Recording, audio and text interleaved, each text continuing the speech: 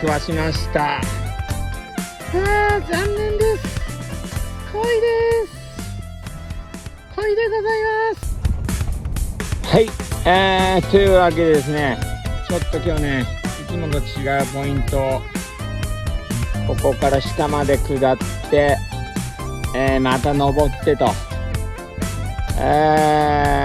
なり広範囲本流筋攻めていて、ボイルが2回あった場所があって、でそこにレッドペッパーを投げていたら、2発出たんですけど、ミスバイトでした。出方もどうもおかしいなと思ってて、でちょっとタバコ吸って一服してで出たんで、よしと思ったらじゃじゃーんという感じでした。はい、そうそう、